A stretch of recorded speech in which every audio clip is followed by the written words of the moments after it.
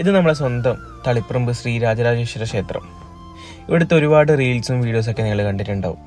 എന്നാൽ ഉച്ചയ്ക്കുള്ള ഊട്ടുവരയിലെ ചെറിയൊരു വിശേഷങ്ങൾ അധികം ആരും കണ്ടിട്ടുണ്ടാവില്ല. ഞാൻ എത്തുമ്പോഴേക്ക് അത്യാവശ്യം ക്യൂവും ആൾക്കാരൊക്കെ ഉണ്ട്. പക്ഷേ ആൾക്കാർ കുറവായിട്ടാണ് എനിക്ക് തോന്നിയത്. കാരണം തൃച്ചംബരത്ത് ഉത്സവം നടക്കുന്ന സമയമാണ്.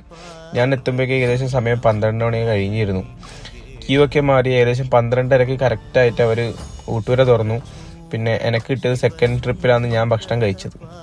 നല്ല ചൂട് ചോറും നാരങ്ങച്ചാറും പയറ് പുഴുക്കും അതുപോലെ തന്നെ സാമ്പാറും. ഇതാണ് ഇന്നത്തെ ഇവിടുത്തെ വിഭവം.